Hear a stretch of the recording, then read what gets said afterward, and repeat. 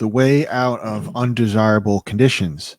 Page 71. Having seen and realized that evil is but a passing shadow thrown by the intercepting self across the transcendent form of the eternal good, and that the world is a mirror in which each of us sees a reflection of ourselves, we now ascend, by firm and easy steps, to that plane of perception where the vision of the law is seen and realized. With this realization comes the knowledge that everything is included in a ceaseless interaction of cause and effect, and that nothing can possibly be divorced from law. From the most trivial thought, word, or act of humankind, up to the groupings of celestial bodies, law reigns supreme. No arbitrary condition can, even for one moment, exist, for such a condition would be a denial and annihilation of law. Page 72. Every condition of life is, therefore, bound up in an orderly and harmonious sequence, and the secret of cause of effect of every condition is contained within itself. The law, whatsoever a man sows, that shall he also reap, is inscribed in flaming letters upon the portal of eternity, and none can deny it, and none can cheat it, none can escape it. If you put your hand in the fire, you must suffer the burning until such time as it has worked itself out, and neither curses nor prayers can avail to alter it.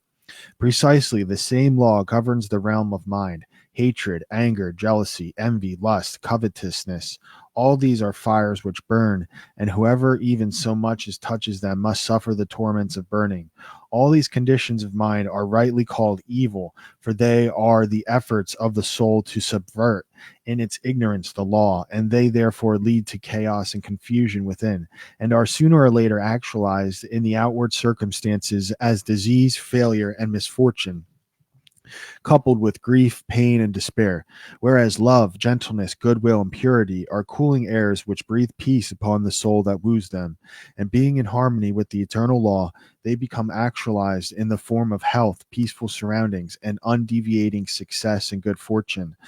As thorough understanding of this great law that permeates the universe leads to the acquisition of that state of mind known as obedience. To know that justice, harmony, and love are supreme in the universe is likewise to know that all adverse and painful conditions are the result of our disobedience to that law. Such knowledge leads to strength and power, and it is upon such knowledge alone that a true life and an enduring success and happiness can be built. To be patient under all circumstances and to accept all conditions as necessary factors in your training is to rise superior to all painful conditions and to overcome them with an overcoming which is sure and which leaves no fear of their return. For by the power of obedience to law, they are utterly slain. By obedience, you are working in harmony with the law, have identified with the law, and whatsoever you conquer forever. Whatsoever you build can never be destroyed. The cause of all power, as of all weakness, is within. The secret of all happiness, as of all misery, is likewise within. There is no progress apart from unfoldment within, and no sure foothold of prosperity or peace except by orderly advancement in knowledge.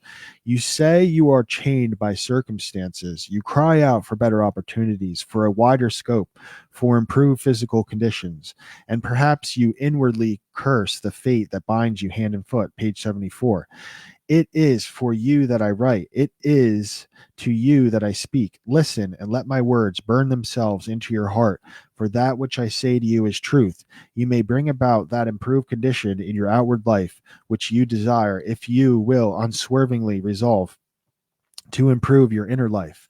I know this pathway looks barren at its commencement. Truth always does. It is only error and delusion which are at first inviting and fascinating. But if you undertake to walk with it, if you perseveringly discipline your mind, eradicating your weakness and allowing your soul forces and spiritual powers to unfold themselves, you will be astonished at the magical changes which will be brought about in your outward life. As you proceed, golden opportunities will be strewn across your path, and the power and judgment to properly utilize them will spring up within you. Genial friends will come on unbidden to you. Sympathetic souls will be drawn to you as the needle is to the magnet, and books and all outward aids that you require will come to you unsought. Perhaps the chains of poverty hang heavily upon you, and you are friendless and alone, and you long with an intense longing that your load may be lightened. But the load continues, and you seem to be enveloped in an ever increasing darkness. Perhaps you complain and bewail your lot. You blame your birth, your parents, your employer, or the unjust powers who have bestowed upon you so undeservedly poverty and hardship, and upon another affluence and ease. Cease your complaining and fretting. None of these things that you blame are the cause of your poverty. The cause is within yourself, and where the cause is, there is the remedy. The very fact that you are a complainer shows that you deserve your lot, shows that you lack faith, which is the ground of all effort and progress. There is no room for a complainer in a universe of law, and worry is soul suicide. By your very attitude of mind, you are strengthening the chains which bind you and are drawing about you the darkness by which you are enveloped. Alter your outlook upon life, and your outward life will alter. Build yourself up in the faith and knowledge, and make yourself worthy of better surroundings and wider opportunities. Be sure, first of all, that you are making the best of what you have. Do not delude yourself into supposing that you can step into greater advantages while overlooking smaller ones. For if you could, the advantage would be impermanent, and you would quickly fall back again in order to learn the lesson that you had neglected. As the child at school must master one standard before passing on to the next, page 76. So, before you can have that greater good which you so desire, you must faithfully employ that which you already possess. Perhaps you are living in a small cottage, and you are surrounded by unhealthy, vicious influences. You desire a large and more sanitary residence. Then you must fit yourself for such a residence by first of all making your cottage as far as possible a little paradise. Keep it spotlessly clean. Make it look as pretty and sweet as your limited means will allow. Cook your plain food with all care, and arrange your humble table as tastefully as you possibly can. If you cannot afford a carpet, let your room be carpeted with smiles and welcomes, fastened down with the nails of kind words, driven in with the hammer of patience. Such a carpet will not fade in the sun, and constant use will never wear it away.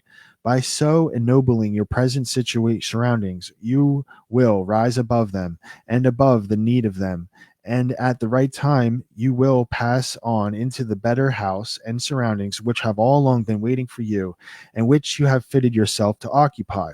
Perhaps you desire more time for thought and effort, and feel that your hours of labor are too hard and long. Then see to it that you are utilizing to the fullest possible extent that what little spare time you have. It is useless to desire more time if you are already wasting what little you have, for you would only grow more indolent and indifferent. Page 77.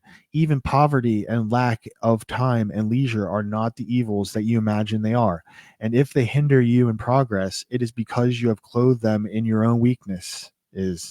And the evil that you see in them is really in yourself. Endeavor to fully and completely realize that insofar as you shape and mold your mind, you are the maker of your destiny. And as by the transmuting power of self-discipline, you realize this more and more, you will come to see that these so-called evils may be converted into blessings. You will then utilize your poverty for the cultivation of patience, hope, and courage, and your lack of time in the gaining of promptness of action and decision of mind, by sizing the precious moments as they present themselves for your acceptance. As in the rankest soil the most beautiful flowers are grown, so in the dark soil of poverty the choicest flowers of humanity have developed and bloomed. Where there are difficulties to cope with and unsatisfactory conditions to overcome, there virtue most flourishes and manifests its glory. Page 78. 78, we're going to go to page 88. We're at 88, we're going to go to 78 here. We're going to do a stretch, 10-page stretch. It may be that you are in the employ of a tyrannical master or mistress, and you feel that you are harshly treated. Look upon this also as necessary to your training.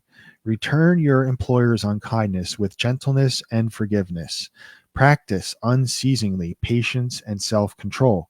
Turn the advantage to account by utilizing it for the gaining of mental and spiritual strength.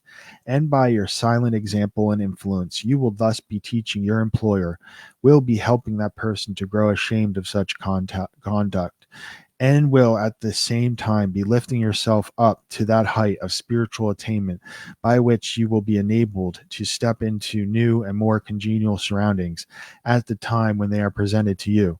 Do not complain that you are a slave, but lift yourself up by noble conduct above the plane of slavery. Before complaining that you are a slave to another, be sure that you are not a slave to self. Look within, look searchingly, and have no mercy upon yourself. You will find there, perchance, slavish thoughts, slavish desires, and in your daily life and conduct slavish habits. Conquer these, cease to be a slave to self, and no one will have the power to enslave you. As you overcome self, you will overcome all adverse conditions, and every difficulty will fall before you. Do not complain that the rich oppress you. Are you sure that if you gained riches, you would not be an oppressor yourself? Page 79. Remember that there is the eternal law, which is absolutely just, and that those who oppress today must themselves be oppressed tomorrow. And from this, there is no way of escape. And perhaps yesterday you were rich and an oppressor, and that now you are merely paying off the debt that you owe to the great law. Practice, therefore, fortitude and faith. Dwell constantly in mind upon the eternal justice, the eternal good. Endeavor to lift yourself above the personal and the transitory into the impersonal and permanent.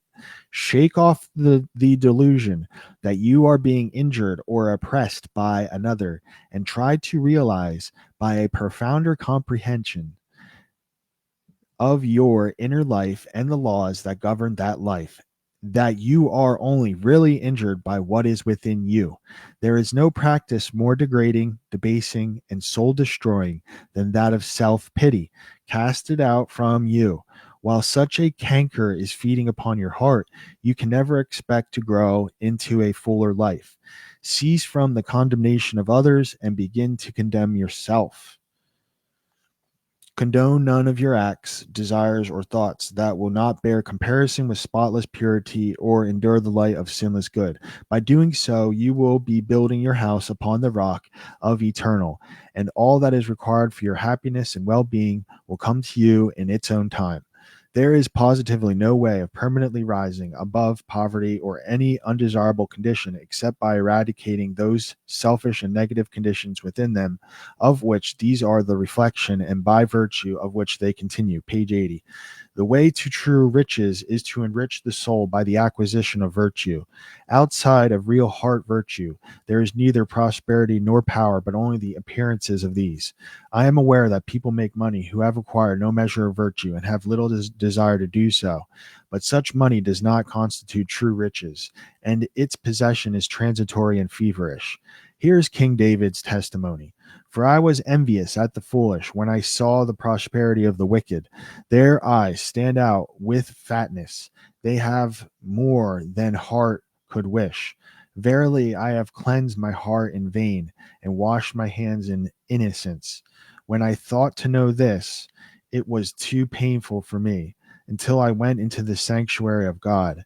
Then understood I their end. The prosperity of the wicked was a great trial to David until he went into the sanctuary of God, and then, page 81, he knew their end. You likewise may go into the sanctuary. It is within you.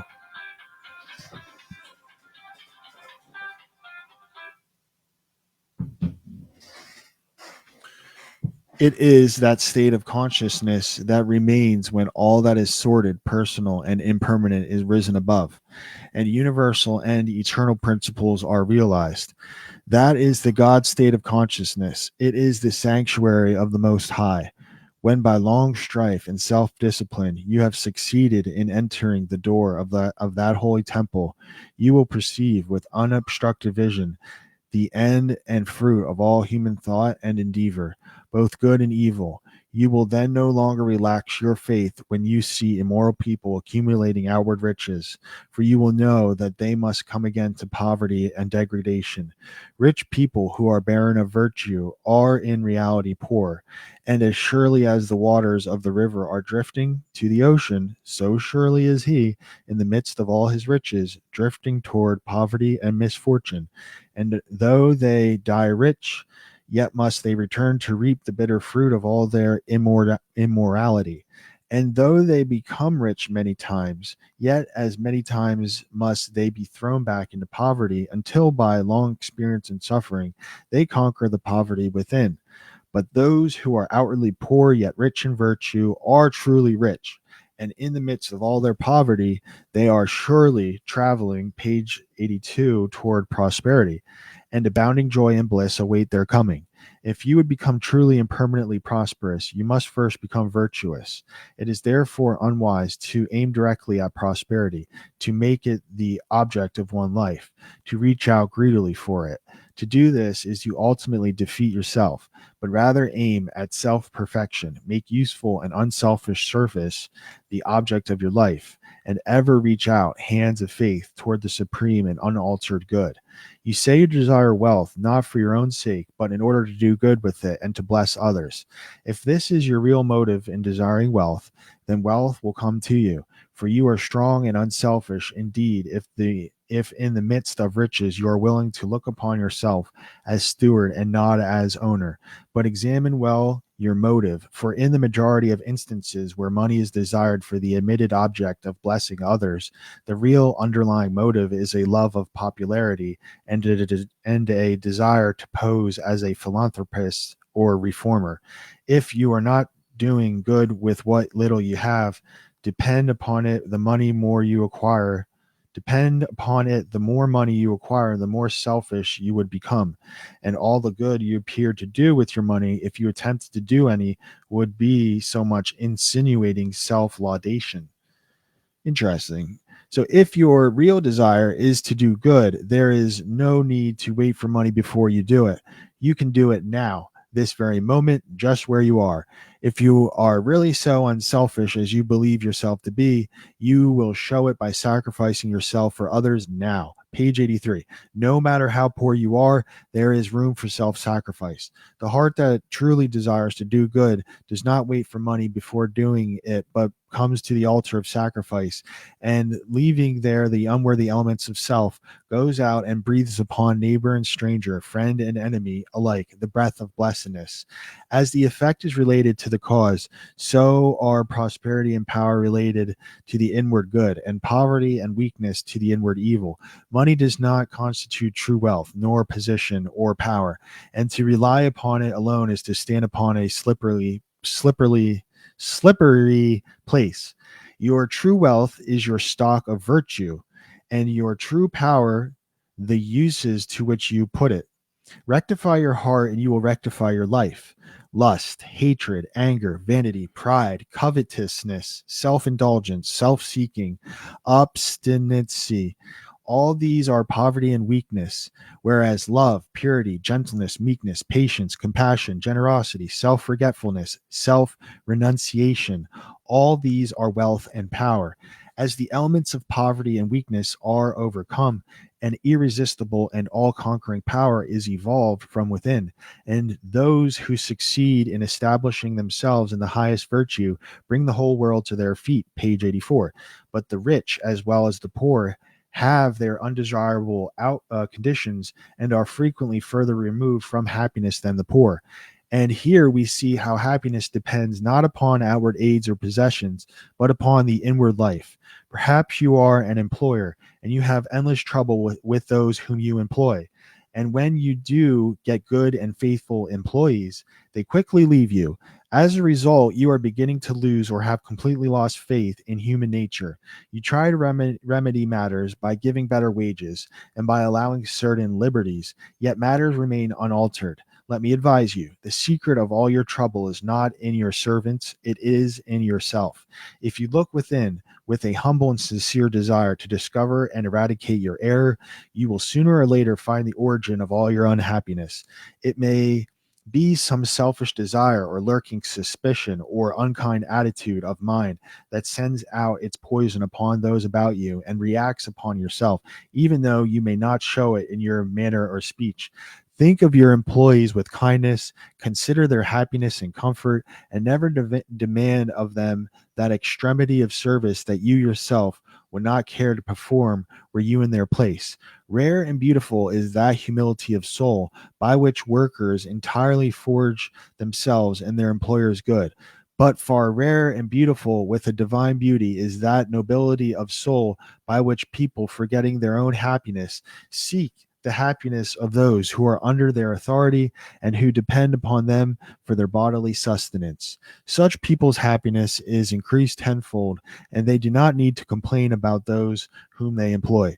A well known and extensive employer of labor said this about his success in keeping good employees: I have always had the happiest relations with my workforce. If you ask me how it is to be accounted for, I can only say that it has been my aim from the first to do to them as I would wish to be done by. This is the secret by which all desirable conditions are secured and all that are undesirable are overcome. Do you say that you are lonely and unloved and have not a friend in the world? Then I pray for you. For the sake of your own happiness, blame nobody but yourself. Be friendly toward others, and friends will soon flock around you. Page 86. Make yourself pure and lovable, and you will be loved by all. Whatever conditions are rendering your life burdensome, you may pass out of and beyond them by developing and utilizing within you the transforming power of self purification and self conquest.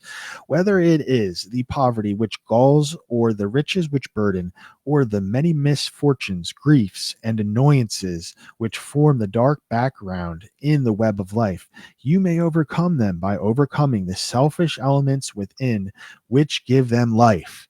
It matters not that by the unfailing law there are past thoughts and acts to work out and to atone for. By the same law, we are setting in motion during every moment of our life fresh thoughts and acts. We have the power to make them good or ill. Nor does it follow that if people, reaping what they have sown, must lose money or forfeit position, that they must also lose their fortitude or forfeit their uprightness. It is in these that their wealth and power and happiness are to be found. Those who cling to their self centeredness are their own enemy, and they are surrounded by enemies. Those who relinquish their self centeredness are their own saviors and are surrounded by friends like a protecting belt. Before the divine radiance of a pure heart, all darkness vanishes and all clouds melt away. And those who have conquered their self centeredness have conquered the universe. Come then out of your poverty, come out of your pain, come out of your troubles and sighs and complaints and heartaches and loneliness by coming out of yourself.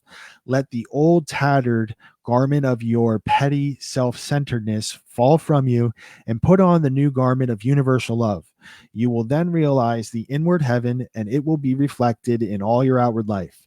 Those who set their feet firmly upon the path of self conquest, who walk aided by the staff of faith, the highway of self sacrifice, will assuredly achieve the highest prosperity and will reap abounding and enduring joy and bliss.